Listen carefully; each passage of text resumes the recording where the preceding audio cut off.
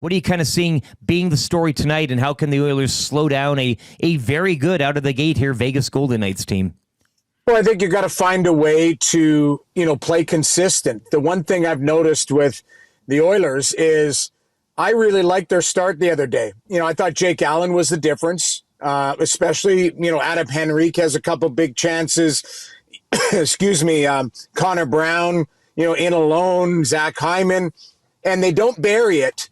So what happens is they get away from, what they need to do. And to be honest, their special teams are costing them points. Like if 5-on-5, they're fine. They know how to play hockey. They know how to sort things out defensively.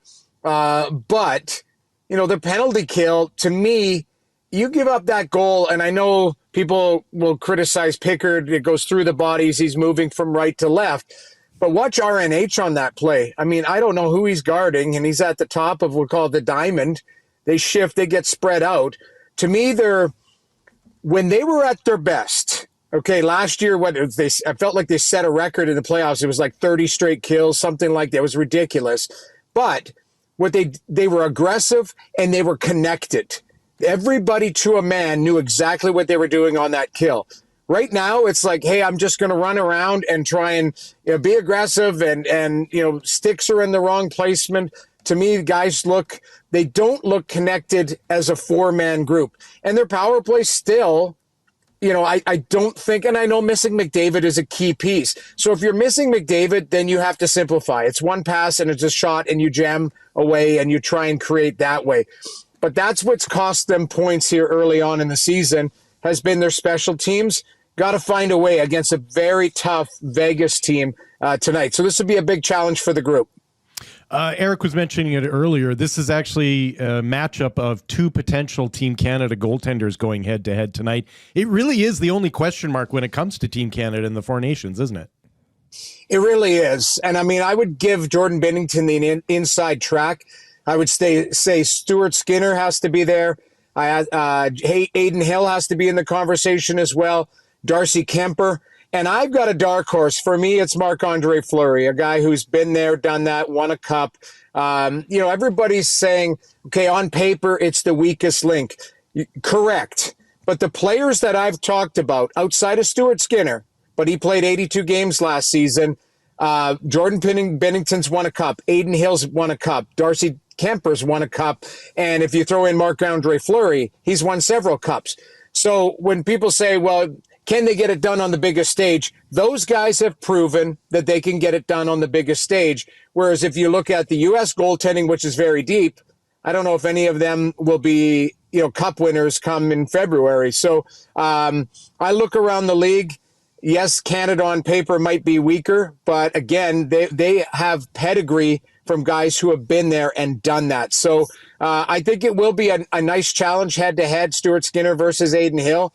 But the bottom line is if you're Stuart Skinner, you need to give your team an opportunity to win this game tonight, and that's making the saves you should and maybe a couple that you shouldn't. Noodles, does the NHL have an injury problem right now?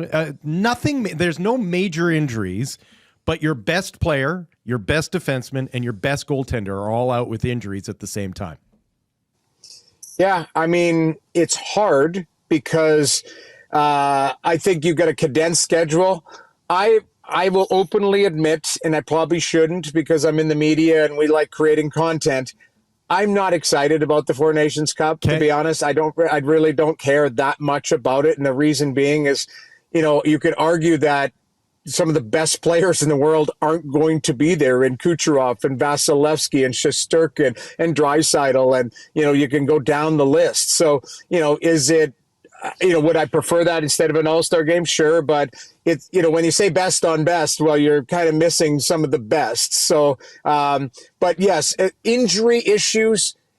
I think it's condensed schedule. I think I feel like the game is at an all-time high as far as speed and, the parity. So every night, every 2 points is so critical. So you are seeing guys that, are dinged up. And maybe there is a thought process with the teams and their sports science to load manage. If a guy has a little bit of something here, a little bit of something there, instead of forcing it or trying to play through it, it's like, hey, we're going to shut you down for a week and see if we can reset. So I do think it's just an unfortunate battle right now for the league where some of the best players are on the sidelines. TSN's Jamie McLennan joining us this morning for Pro-Am Sports, and Raj in the Nasty Chat says, I second that, and I think that's in relation to your Four Nations. Look, we don't all have to like it, and especially in the middle of a season when you're paying guys to play for your team, and they go off, and really you're kind of just hoping nothing happens. And that's the other thing I'm going to add to this is everybody's excited for it. So listen, I agree with you, Raj, and I appreciate the comment, but it's more about, listen, I'm going to watch it. I'm going to be talking about it, all of that type of stuff. But we are also, general managers are going to be on pins and needles. Yeah. Because what if there is injuries that come out of that tournament where we saw, I think it was John Tavares that got injured years ago where that really, messed him up. Eric Stahl got an injury, at an event. I think that was the World Championships. But, bigger picture, it is competition, it's revenue, all of that type of stuff. But until we get it all sorted out, maybe I'm more just looking forward to the Olympics, which is, the real deal type of thing. Yeah, and let's just go around league to the East, and we were talking earlier today too in the Boston Bruins, and Will made a good point. When losing games is losing games, and struggling is struggling, but when you fall to a team that is traditionally a rival in the Toronto Maple Leafs and fall hard 4-0, what hour is it at in Boston when it comes to the Bruins right now? Well, they were coming off 2 shutout wins, so I think they, you could argue this for several teams, including the Edmonton Oilers. They haven't found that consistency within the game where it's like, okay, that's what that team is. So we all saw in the playoffs a team in Edmonton go very deep, and they found this formula that they played tight defense. Every bit of ice was contested. Their D played mean. Their top players, got the job done. We talked about special teams. I look throughout the league, and some of these teams, and I'll throw the Boston Bruins into that bucket, they just haven't found their consistent game yet. I watched both of their games on the weekend. They were shutout wins, and they were tightly contested wins. Yeah. Last night, I think the Maple Leafs deserve some credit. They played really tight. They played well. And to be honest, if I want to be lazy, I could just say Stolarz outplayed Jeremy Swayman, because Stolarz made a couple big saves where, that game could have been 1-1. That game could have been 2-1 Boston, and Stolarz made some saves in tight. So I think when I look at the Boston Bruins, I can throw several teams in there as far as from a consistency standpoint. The only team that is very consistent on the other side is the Winnipeg Jets. All they do is win. Will they ever lose? They're 12-1 now.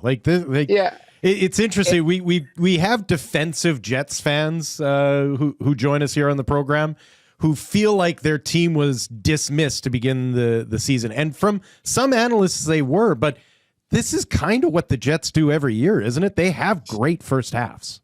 They do. And, okay, there was not last year, the year before, they were in first place in the league in January. And I remember saying, and I did watch them, I'm on the Jets panel tomorrow, but I watched them live and I said, this is the best team in the league.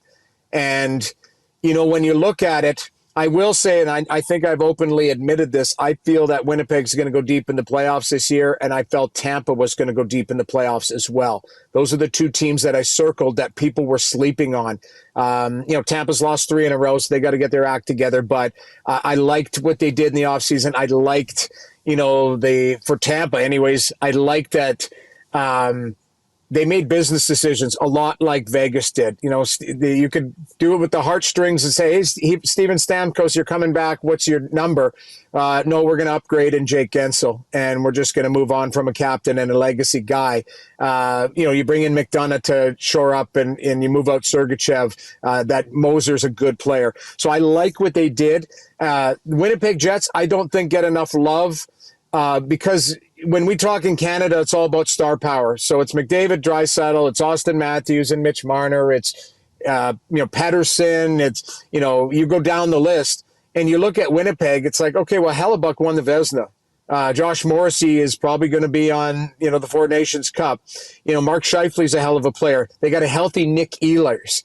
Cole Perfetti at 22 years old is really coming into his own. Gabe Vilardi is healthy. That's a guy that they acquired in the trade for Pierre-Luc Dubois. That team, if you look at the way it's built, there's really no weaknesses. Logan Stanley's turned into a player, kind of what, the Edmonton Oilers had hoped for Desharnais. They drafted and developed Logan Stanley, and he's really become a solid stay-at-home mean defenseman. So the Winnipeg Jets have a formula there, and the way they've been built, let's see if they can sustain it, because you're right. They always start like gangbusters, and then they kind of limp into the playoffs. So we'll see if they can be a little bit stronger this year. Staying in the West and going to the Pacific, and another team we were discussing in the LA Kings. And we talked injuries. I mean, they got the ball rolling with Doughty in the preseason, and you're just kind of wondering, oh, here, that's a blow. Proving not to be, at least thus far, 8-3-3. A team too that I think, and maybe even their fans, not expecting to be where they're at.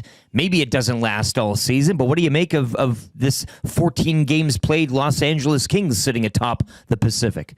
And there's some accountability there, too. I don't know if this kind of flew under the radar, but it was Kevin Fiala. Hey, you're a healthy scratch. Stuff like that where, if you're in the market, you watch them every day, you're like, okay, I can see the move by Jim Hiller. But you're outside of the market going, why are they sitting out a top player? Well, it's because they didn't like what they were seeing from him. And to me, LA is a team that flies under the radar, and I know the Oilers have beat them 3 years in a row, so it's like, okay, people maybe don't take them that seriously.